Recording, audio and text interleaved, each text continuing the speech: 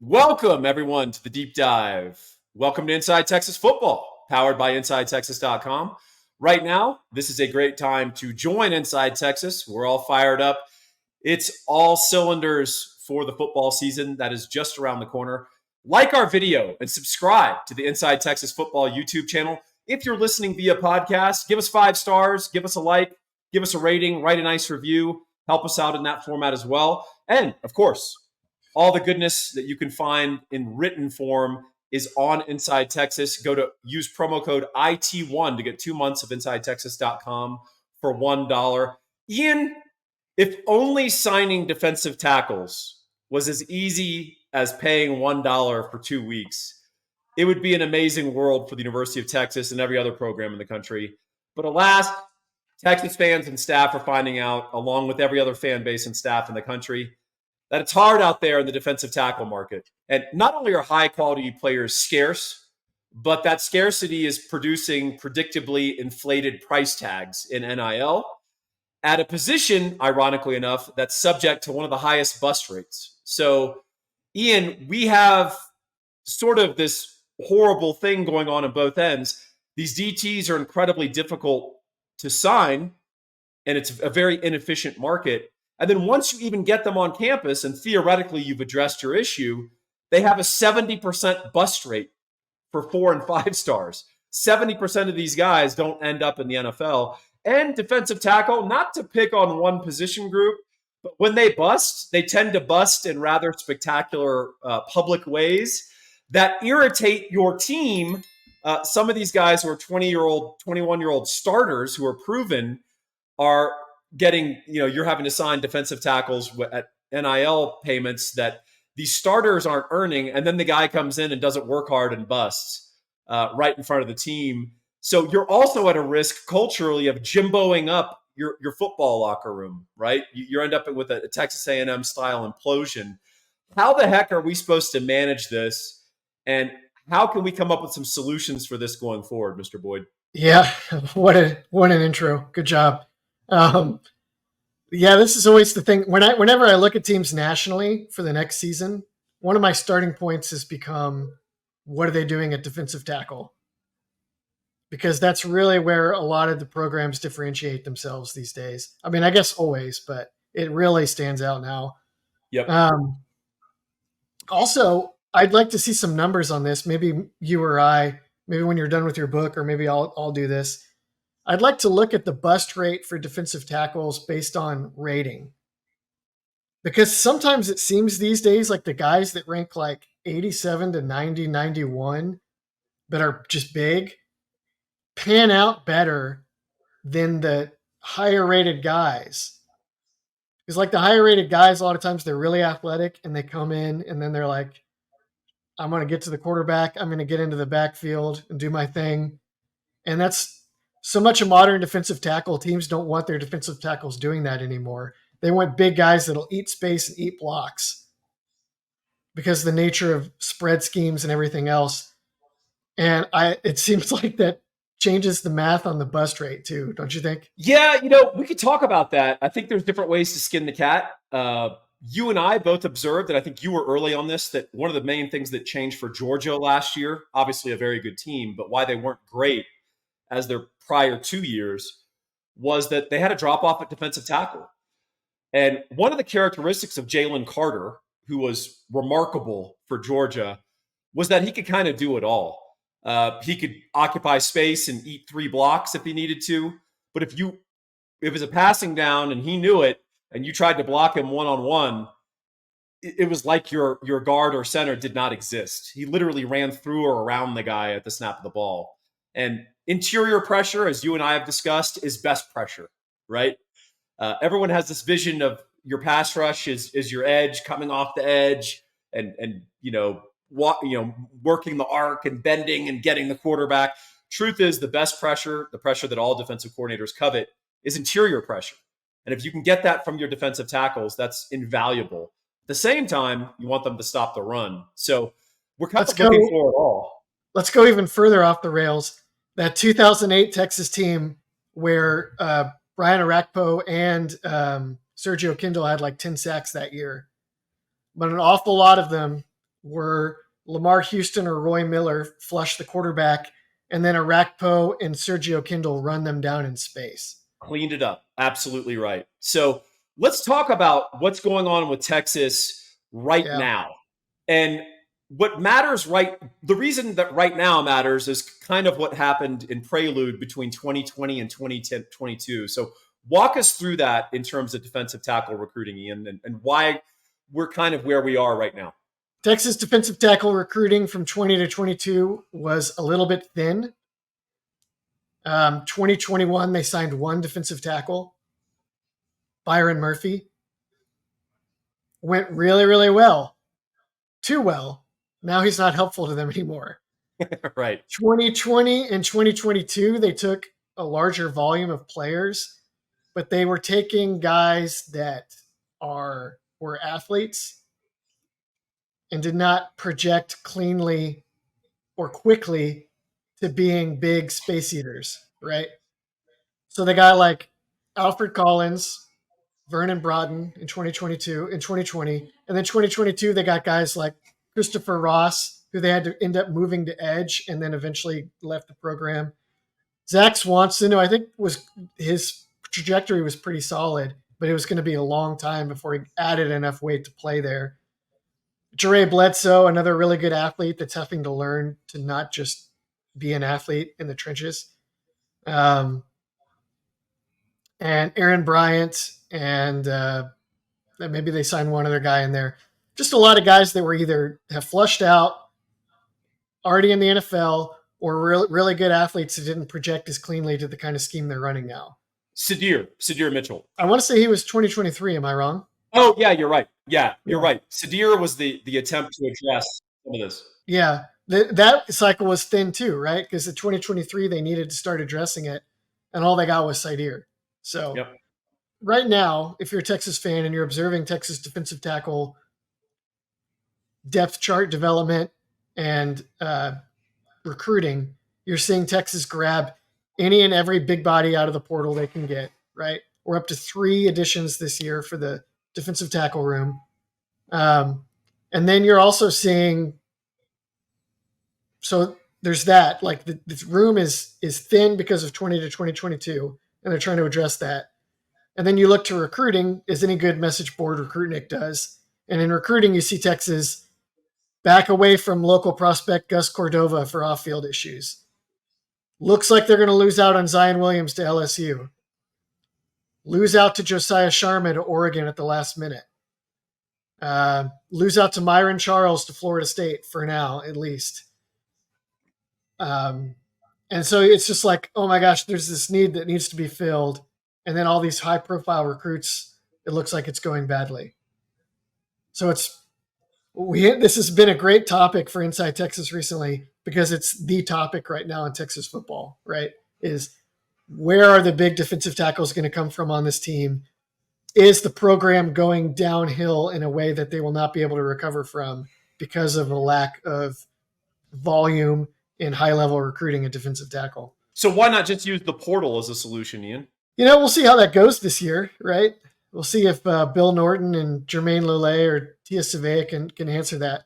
The biggest reason why is because you look in the portal and it's usually like replacement level starters are like at the top. And they're going for, I mean, do you want to speculate here? $500,000 plus dollars for a single year is kind of the kind of number you hear. For some guys, it's maybe even higher. So it's extremely inefficient. And then it gets to the problem you pointed at earlier, where you bring in a guy to your program that may or may not be particularly good, may or may not work that hard because he just made $600,000 or whatever. And then it's his job to protect everybody else in the program in the defense, which he may or may not do. And everybody else is going to be extremely resentful. You just have the chance to blow up your defensive cohesion in a real hurry.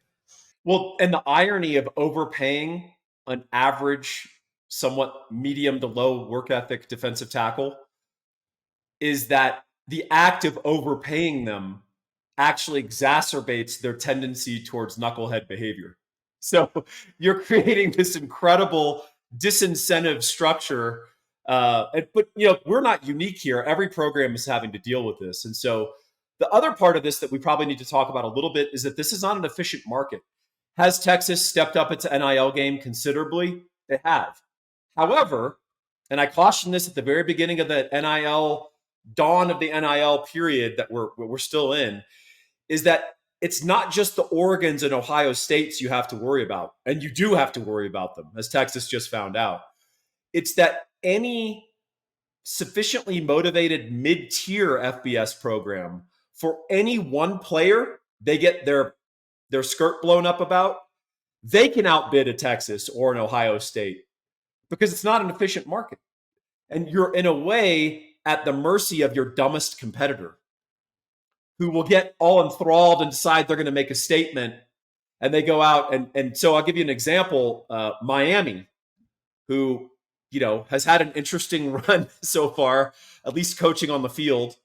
They're compiling athletes, though, in front of 20,000 people at their home games, right? But they recently got a defensive tackle and paid $900,000 for this guy. The next best bidder was $250,000. So, do you think that the losing teams on that bid, do you think there are fans angry on the message boards saying this position coach needs to be fired or he's not good at recruiting? Yeah, because there's a dynamic here that you're almost at the mercy of your dumbest competitor. And, and people say, well, that's going to blow up their locker room and that's not efficient. And yeah, they have the right to be stupid and blow up their locker room. You still didn't get the player, right? So is there a way that we can adopt a more holistic approach in trying to not only go and recruit and pluck these defensive tackles, but maybe grow them? And before we talk about that, Ian, that's foreshadowing, as they call that. That's a premonition. I want to talk about a guy who is very reliable, and he's going to be an incredible value, and that's Gabe Winslow. Our friend is the sponsor of this illustrious show. You can reach him at 832-557-1095. Why might you want to reach Gabe? Well, he's got over 20 years in the industry. He's a Longhorn grad. He's got a law degree, former National Merit Scholar, very bright guy, really hardworking, and he loves his Longhorns as much as we do. Should that matter when you're selecting a financial professional that's going to help you with one of the biggest purchases in your life? Not really, but it should be a tiebreaker if the guy's awesome otherwise, and he's awesome otherwise. So if he's not your first call, make sure he's your last call. Run your deal by him and see if it's kosher. You can reach him at 832-557-1095. He's licensed not just in the great state of Texas. He can help you in other places as well. So if you're anywhere else, give him a call as well. And even if he's not licensed in that state, just because he's a mensch, he'll help you out. All right, let's talk about that foreshadowing, Ian. Is there a way to grow some of these guys? And I wrote an article about this at Inside Texas. And one of the things that I observed is that since about 2000, Texas has had 7 above average to outstanding defensive tackles in the program who began their career or at least were recruited at another position coming out of high school. And here's that list. Look at that amazing font. You don't get that font on any other YouTube show. So we're talking about guys like Marcus Tubbs, Maurice Gordon. Hey, deep callback. If you guys remember him, take a drink. Henry Melton, Lamar Houston, Chris Whaley, Malcolm Roach, and Tavondre Sweat. People forget Tavondre Sweat, a 250-pound defensive end when we offered him. And by the time he was a senior at Texas and arguably the greatest run anchor in Texas football history, he had added an entire tridelt to his weight, added about 110 pounds, 115 pounds. So this is an interesting array of defensive tackles, and they range, frankly, from superstars to just good players that were able to fill a role or fill a niche for us in an important time. Ian had mentioned, hey, you do have these senior late risers at defensive tackle. I think you could argue that Maurice Gordon is the epitome of that, right? In some ways, Tavondre Sweat is the epitome of that. He had been a solid defensive tackle, and then his senior year, he broke out at a level that we had not seen. I would argue the same for Malcolm Roach. So this is a group of 7 guys. Some of them would not be able to scale or translate today. Maurice Gordon being one of those guys. That's fine. I think the larger premise still holds. So you'll notice that these guys array anywhere from running backs to former linebackers, tight ends, defensive ends. Is it likely that we're going to take Trey Wisner and add 95 pounds to him in the next 3 months and start him at nose tackle, Ian? Probably not. But it is an idea that maybe at the high school level, there's some guys with big bodies, big frames, and certain traits and attributes that broadly can be projected defensive tackle down the road. So is this a possible route to fill out some of these holes in an unreliable group of recruits? Or is this just, wishing upon a star that this could help solve the issue? I think this absolutely could help. I think initiating the process that would make it happen would be difficult. Right now, because Texas is such a big player in NIL and they love to aim high in recruiting and stick to their targets, I think it's hard for them to consider a more like how would you describe the strategy? A strategy like this, I think, is less appealing than just trying to do it the normal way as a blue blood. Well, I think the greatest appeal is signing a 5-star with an incredible work ethic. His dad was an NFL player, and his mom was a college volleyball player, and they both care about academics. And it's a dual parent income home, and they're evangelical Christians. And the son has never smoked a cigarette, had alcohol, and all he does is work out and study. We're not finding a lot of those guys. And the guys that are out there seem to be drawing a pretty high price tag. So my thought is all hands on deck. So I think the most realistic approach to this sort of group is the defensive end conversion. Yes. We're not likely to find a lot of Henry Meltons and Chris Whaley's. Chris Whaley, if you guys remember, was a 6'3", 245-pound junior in high school running back who believed in all of his heart that he was going to be a running back. But I think reality interceded later when he got on campus and got up to 295 pounds. So probably less likely to find those guys in modern spread football. They may have often been distributed somewhere else. But I think the T'Vondre Sweat, the Malcolm Roach, the Marcus Tubbs, I think those are more likely. And I do think you can find the 6'3", thick-legged edge who's really rugged. He's a high 3-star, low 4-star. He's, as a pure edge projection, he's not super coveted. He's seen as good, but he's got enough athleticism and traits that you could easily see this 250-pound high school senior becoming a 300-pound defensive tackle. So and I think those are the guys that are a bargain. And I think those are some of the guys that you may want to take one of those a year and see if you can and make that a plan. You could do that. You could also make an argument for taking those guys in volume every year. Yes. Texas wants to play for the big blue chip defensive tackles. I don't think any of us would blame them. But, if Texas was maybe just a little lower on the NIL ladder, you might say, forget that. Just grab these guys in volume every year and let normal transfer portal attrition solve your problems. Like, I almost wrote this in this week. I almost wrote that they should pursue this strategy until I realized that they're probably not so far off the track right now to doing okay at defensive tackle. But they could, they're already doing this on the offensive line. If you look at the last 2 offensive line classes for Texas, they're taking big frame kids in volume and then 1 or 2 legitimate blue chip super athlete guys. Like last year, it was Brandon Baker and then a lot of big frame kids that Flood will just work with, and then we'll see which ones pan out. This year, They've got all the big frame kids. They're trying to land Michael Fasusi as the big blue chip star tackle, right? You could do the same thing on defensive line, and you could do it at the expense of safety, linebacker, whatever, and then just solve those problems later when it's like, well, we didn't take enough linebackers, and so now we don't have a good linebacker. To go find that guy in the portal is not that hard, especially if your defensive line is good. To go find a veteran safety is not that hard. Agreed. And just to help you guys translate, the first, the FA, the fourth, the second, that's where they were drafted.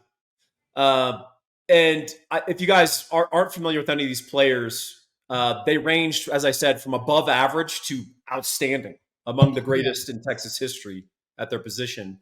And, I kind of, when I first looked at this list, I went, okay, are these guys just all good athletes and kind of penetrating defensive tackles? Maybe they don't translate to modern football or current football as quite as well. And the answer is no. There's as many sort of finesse guys on this list as there are dominant run stoppers. So part of this has to do with traits and anthropometry. And T'Vondre Sweat, Marcus Tubbs, they're as good a run anchor defensive tackle as you'll find in Texas history. Lamar Houston actually could do both. Played at about 290, 295 at Texas. He played big. He played bigger than his size, and he was quick as hell. He was just a nightmare, and obviously had a great NFL career. Henry Melton Whaley, I think both a little more finesse guys, but not soft. Malcolm Roach, good all-around solid player. And then Maurice Gordon, a finesse guy. He played at 260, 265. Even in his time period in 2002, he was undersized, but he was a slanting defensive tackle who was very disruptive. He had 7.5 sacks and 16 tackles for loss as a senior. So I think the idea is the thing that I think people look at for a defensive tackle is they look at size first. And that's why you so often on Inside Texas or any forum, people will say, why don't we convert this offensive lineman to defensive tackle? Well, the reason is what makes a defensive tackle special, and that's what we're trying to develop here, is special defensive tackles, not just bodies, is athleticism at that size. And so you might say, well, T'Vondre Sweat, he's kind of big and he's a big fat guy. T'Vondre Sweat ran a 5.2 40 at 366 pounds. That is as impressive as any wide receiver running a 4.38 at the combine. To have that level of athleticism in that big a body, or Byron Murphy, of course, like a 4.8 40 guy at 300 pounds, that's incredible. So what we're looking for is athleticism. And I think there is an argument at times you say, well, you just want a guy who plugs the run. We'll settle on that. But you actually want a guy who can disrupt, and also plugging the run is more than just weighing something. It's not just weighing 320.